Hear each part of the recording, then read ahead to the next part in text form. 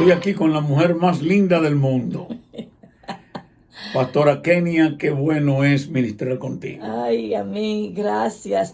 Y yo sé que cada mujer que nos está viendo en esta hora se siente igualmente contenta cuando sabes que tiene un buen compañero, que la elogia, que la admira. Así que mis hermanas, igualmente felicidades a cada una de ustedes y muchas bendiciones. Hoy queremos hablar de un ministerio que es de todos y para todos.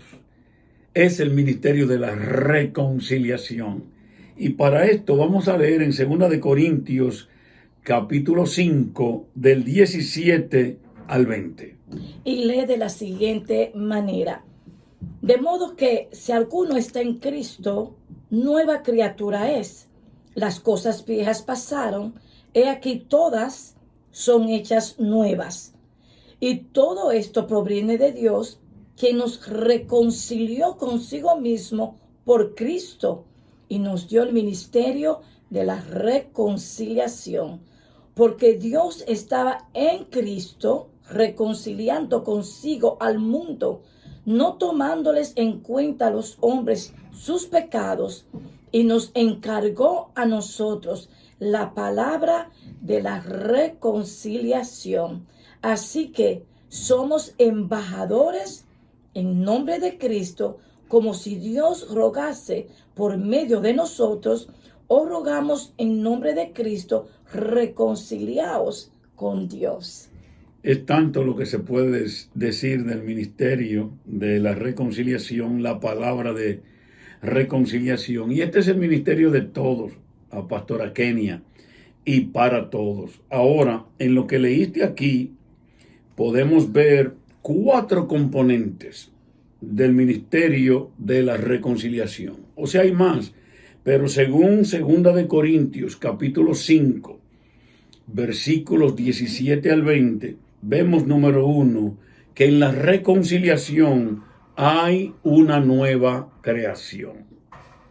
Oiga bien. Segundo, en la reconciliación hay un ministerio. Versículo 18. Si seguimos leyendo el versículo 19, concluimos con que en la reconciliación hay una palabra. Es una sola palabra, reconciliación. Y en la reconciliación, número 4, hay 2 agentes, Cristo y el embajador. Ahora, en la número 1, Pastora Kenia, en la reconciliación hay una nueva creación. Porque el Señor nos dice aquí de una nueva creación cuando Él es Dios perfecto? Y allí en Génesis 1:1 se declara: en el principio creó Elohim los cielos y la tierra. Y Él mismo en el versículo 26 dice: hagamos al hombre a nuestra imagen, y varón y hembra los creó. ¿Por qué razón hay una nueva creación ahora? Simplemente porque hay un segundo Adán. El primer Adán, como dicen en inglés, he blew it. El primer Adán recibió la palabra de Dios, que le dijo de una manera muy clara: de todo árbol del huerto podrás comer, mas del árbol de la ciencia del bien y del mal no comerás, porque el día que de él comieres, ciertamente morirás. ¿Y qué hizo el hombre? Así es, él murió lamentablemente porque desobedeció a lo que Dios había hecho. Y podemos ver que desde Génesis capítulo 1, ¿verdad? Que aprendemos de esa creación. Vemos también que el Señor en su omnisciencia, el Dios Padre en su omnisciencia, sabía que de alguna manera, si el hombre fallaba, él iba a tener, como se dice, el plan B, que para mí era el plan A, que era presentarnos al Señor. Y claro, aprendemos a través de todo el Testamento cómo vemos ahí la doctrina primeramente de la expiación, de cómo Él se proveyó ahí en el huerto de un corderito y cómo cubrió a Adán y a Eva, ¿verdad? Y aprendemos a través de eso en la doctrina de la expiación que lo cubrió. Y eso realmente estaba tipificando que luego, años después, iba a venir uno como dice el apóstol Pablo en el libro de Romanos, el segundo Adán, que no iba a cubrir el pecado, sino que lo iba a borrar completamente. Entonces el apóstol Pablo, viendo esto y hablándole a este pueblo de los Corintios, porque fue un pueblo que él tuvo que trabajar mucho por su cultura, por su trasfondo cultural, por todos los que tenían, y era una gente completamente armática y todas estas cosas. Le dice así que ahora en Cristo somos nuevas criaturas. Y me gusta mucho esa parte, porque luego, si vemos en el libro de Efesios, vemos como el capítulo 4, dijo que dejemos el viejo hombre y nos revistamos del nuevo hombre. Y ahí nos habla de esos modales. Y en Cristo, cuando estamos en Cristo, que nosotros damos nuestras vidas al Señor, entonces viene el Espíritu Santo, que es ese agente regenerador, y comienza a regenerarnos, y verdaderamente que nos convertimos en una nueva criatura. Que a veces una persona, un tío, una prima ve a uno y dice, oh, pero fulano se ha cambiado, pero fulano se está diferente, porque es que el Señor comienza a cambiarnos nuestras actitudes. Seguimos siendo nosotros, pero es como que Él no refina, estamos siendo refinados, transformados. No hablamos grotescamente como antes decíamos, o palabras profanas, o salimos con actitudes. No, verdaderamente ese versículo, de modo si alguno está en Cristo, nueva criatura es. Sí, bueno, la cosa aquí es que el hombre se arrepiente, naturalmente, y al arrepentirse también tiene fe en Dios, y fe más arrepentimiento, o arrepentimiento más fe, es igual a conversión. Y cuando nos convertimos, cambiamos totalmente. Así que, porque de modo si alguno está en Cristo, nueva criatura es. Las cosas viejas pasaron y aquí todas son hechas nuevas. O sea que cuando el Señor Elohim, el Creador, le dice a Adán, de todo árbol del huerto podrás comer, mas de aquel árbol de la ciencia del bien y del mal, de ese no comas, porque ciertamente morirás. Leemos la Biblia y decimos, pero él no murió. Sí, él murió. La primera muerte es separación de tu Dios. Ahí para la relación. Esa es una muerte. Y todo el que está fuera de una relación con el Padre Celestial está muerto. Está muerto emocionalmente, está muerto espiritualmente. Ahora, segundo, hay una muerte física, naturalmente. Y esto le viene a Adán después de 930 años. Él duró bastante tiempo. Y para contestar ya la pregunta que viene, hay una segunda muerte, que ya es cuando hay un juicio y luego se deposita al culpable en el infierno y tormentación eterna. Entonces aquí, de modo si alguno está en Cristo, nueva criatura es, habla de una nueva creación. Nosotros somos nuevos en Cristo, totalmente. Muchas personas dicen, oh, pero mira cómo ha cambiado, como dice la pastora. Es la conversión. Jesucristo nos ha cambiado. El segundo componente aquí es que en la reconciliación hay un ministerio. ¿Cuál es la importancia de un ministerio? Y debemos decir el ministerio. Es el ministerio de la reconciliación, que es de todos y para todos. O sea, usted está llamado a reconciliar al perdido con Dios. Ese es su llamado. Naturalmente, como vamos a ver luego, hay un ministerio quíntuple que se encarga de esto y de entrenarnos a nosotros. Pero primeramente vamos a hablar un poquito de el ministerio de la reconciliación. Esto quiere decir que el que barre en el templo, el chofer de la guagua de la iglesia, porque ahora las guaguas son hasta frecuentes y hay más de una, pero antes había una guaguita. Bueno, también el que toma el teléfono, la recepcionista de la iglesia, todos son ministerios, pero todos tenemos que trabajar reconciliando al perdido con Dios. Que esto es lo que se pierde luego en lo que llamamos la iglesia organizada.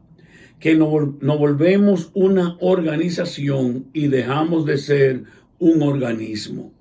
Una organización puede estar ordenada, pero no hay vida en ella. Pero un organismo tiene vida en sí.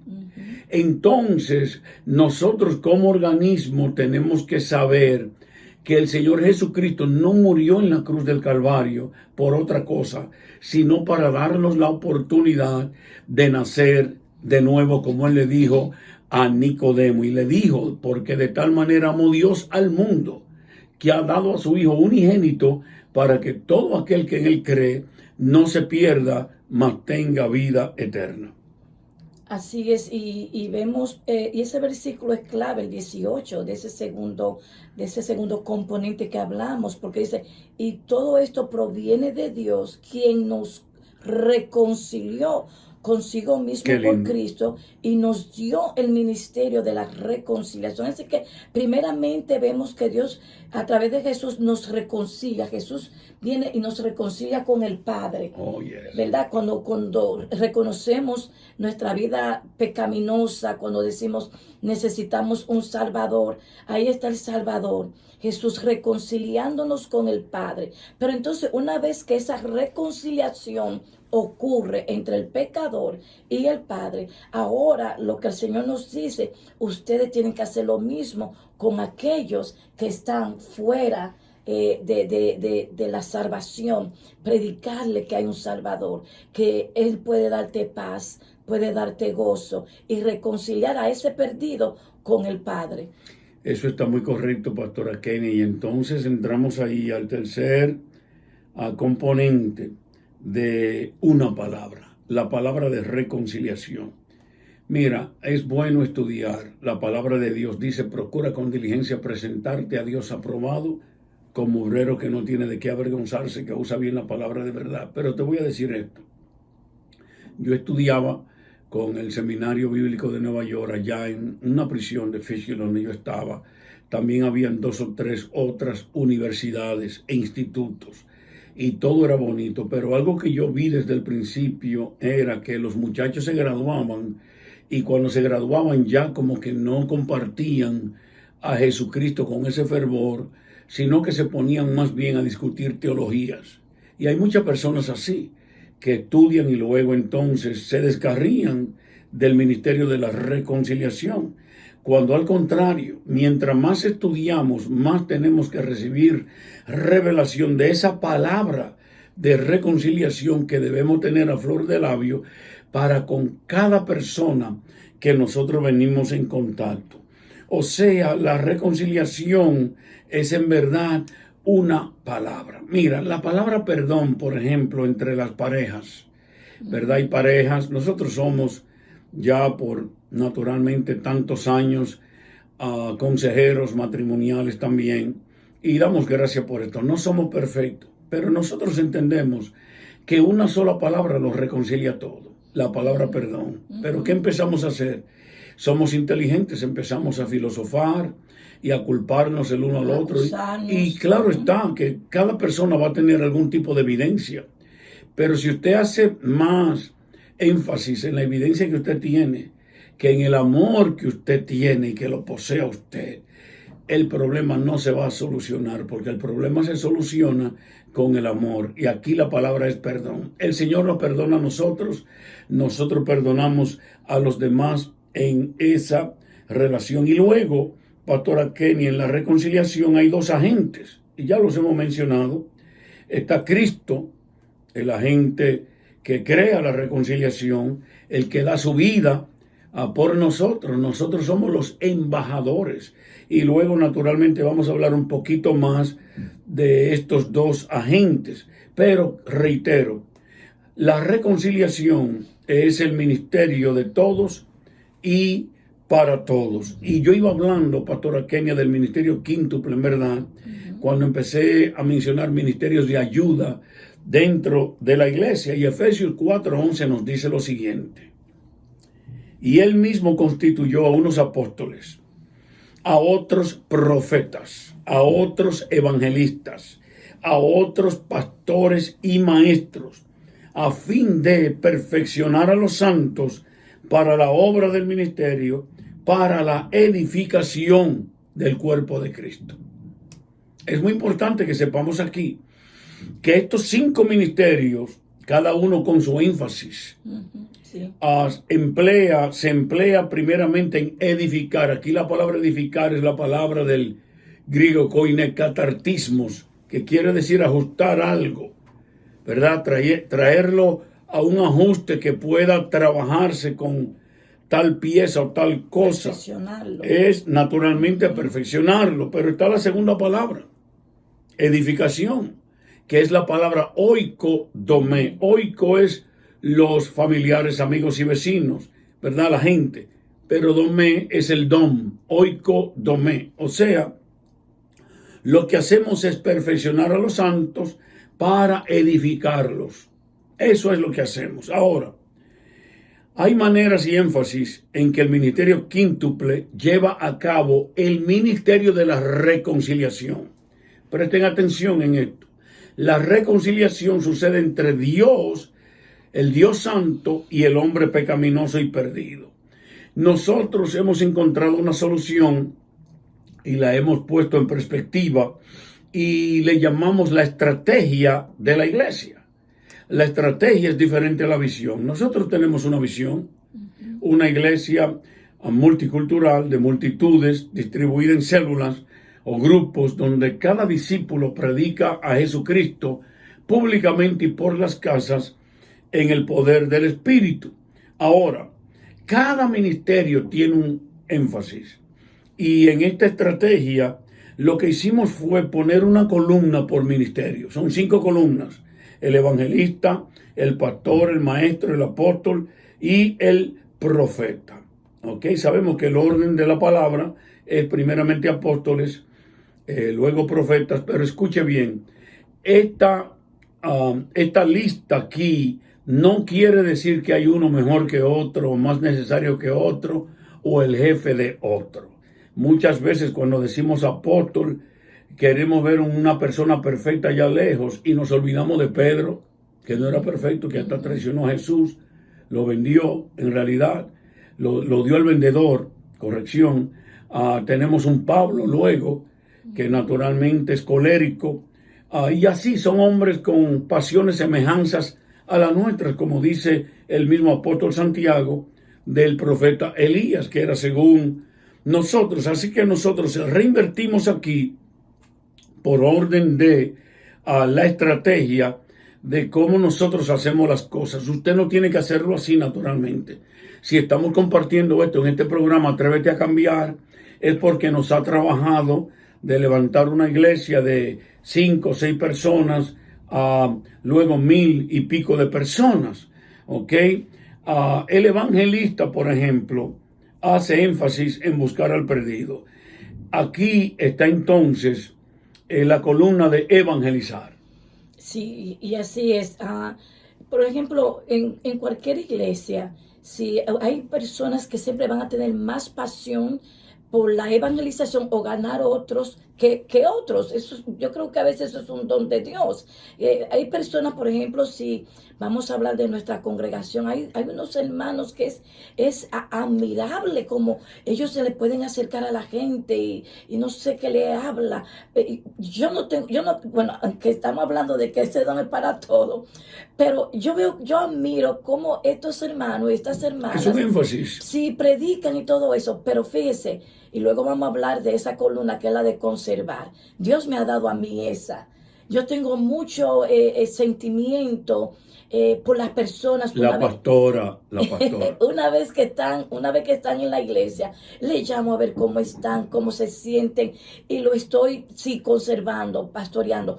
Pero hay personas en esta columna de la evangelización o esta área que tienen esa pasión de parte de Dios. Que mire, no importa que esté nevando, que la temperatura esté en 10 grados, como que esté en 105, que esté lloviendo, siempre le van a predicar algo. En este tiempo, después de la pandemia del COVID, hemos visto y estamos muy agradecidos al Señor por ver cómo cuando se hace el llamado al altar, cómo las personas corren al altar. Y muchas de ellas están compungidas, llorando, muchas de ellas se ven con esa necesidad, como quien dice, cuando han entrado a la iglesia, y en esa atmósfera de adoración reciben esa paz que necesitan. Y es como que es una respuesta a sus peticiones. Es como que ellos dijeran, wow, esto es lo que yo necesitaba. Esto es lo que a mí me hacía falta. Y cuando se hace el llamado, corren a recibir a Cristo públicamente. Yo creo que ese trabajo que los hermanos hacen de predicarles a otros que Jesucristo es bueno, que Jesucristo está vivo y puede cambiar su vida, es efectivo. Yo creo que no hay otra como herramienta tan poderosa de poder llevar la palabra de Dios a un perdido y decirle, hay esperanza para ti. Dios tiene la solución a tu problema. El Señor lo puede hacer. Solamente da el paso de fe. Y luego vemos de una manera sobrenatural cómo el Señor lo hace. Y Dios quiere que tú sepas que Él tiene un plan para con tu vida. Amén. Y ese plan se cumplirá en tu vida si solamente tú dices sí al Señor. Cuando tú te pones de acuerdo con el Señor Jesús, ese plan va en camino.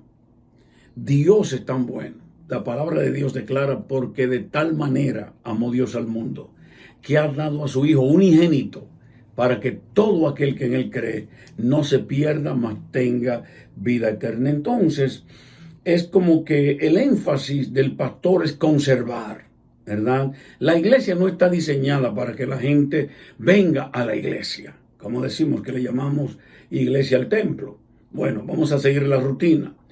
La iglesia está diseñada para la iglesia ir donde está la gente. Entonces, cuando la gente es traída a la casa, el pastorado tiene que subir. Aún nosotros, los grandes evangelistas, tenemos que entender que hay que conservar el fruto. Y aquí es donde en realidad en la iglesia también aparece el maestro, ¿verdad? El maestro entonces se encarga del énfasis de discipular. Esta es la tercera columna en nuestro edificio de 5 columnas, ¿ok? Discipular, o sea, enseñar al discípulo. Pero luego también dentro de la casa tenemos que equipar.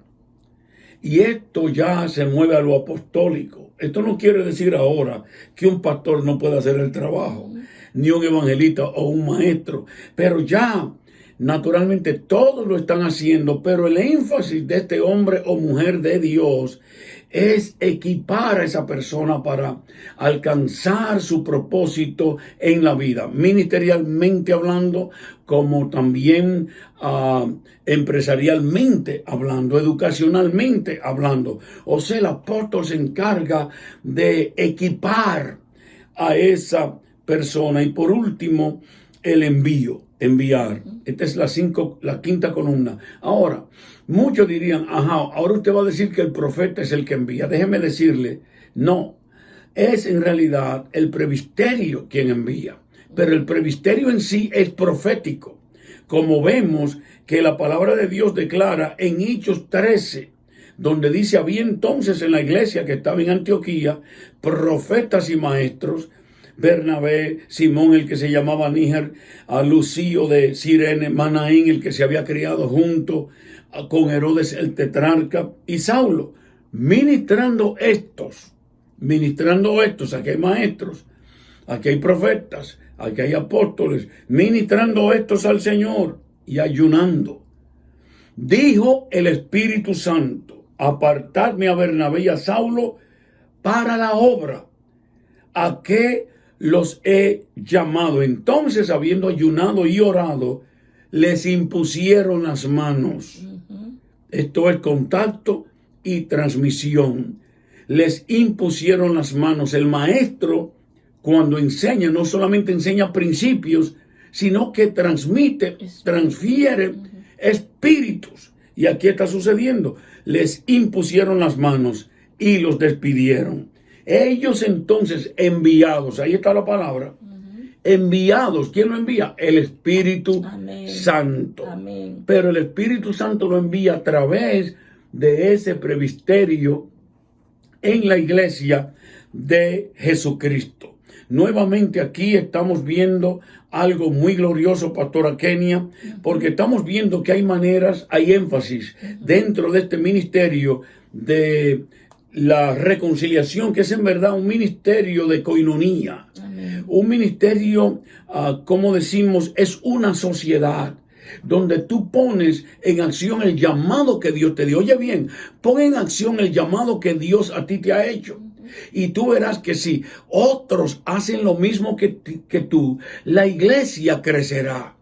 Tú crecerás, todos creceremos. Amén. Y así cumpliremos la obra de nuestro Señor y Salvador Jesucristo. Y esta obra se llama reconciliación. Óyeme muy bien, tu iglesia se puede llamar la iglesia de Dios pentecostal, la iglesia tuya se puede llamar la primera bautista, la segunda presbiteriana, pero si todos nosotros, las iglesias pentecostales, carismáticas, católicas, todas las iglesias que por lo menos predican a Jesucristo, que predican la cruz del Calvario, reconociéramos que la reconciliación es el ministerio común de todos nosotros, no tuviéramos problemas. Y el mundo, como usted lo conoce ahora, cambiaría mañana.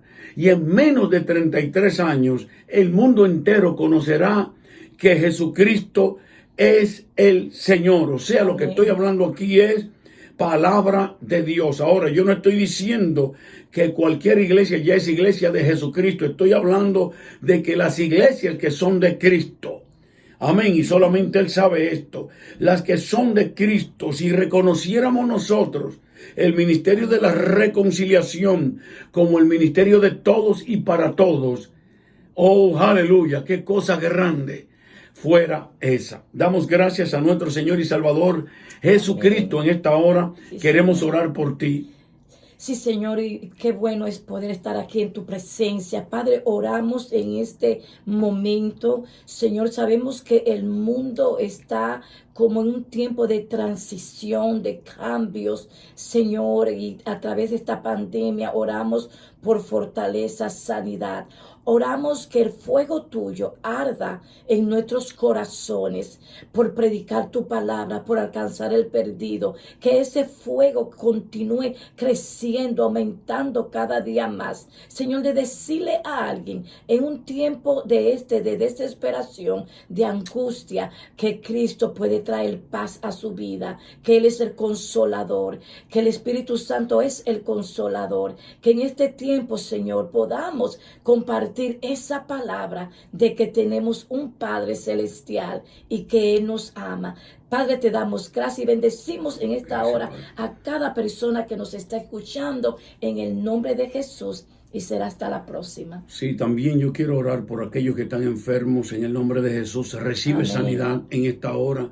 Y tú que no has conocido a Jesucristo, esta es la hora de tú decir, yo también quiero reconciliarme con el Señor. Amén. Así es que repite esta oración conmigo y di, Señor Jesús, sí, te doy gracias. Te doy gracias por la salvación Amén. De mi vida. Gracias, Señor. Amén.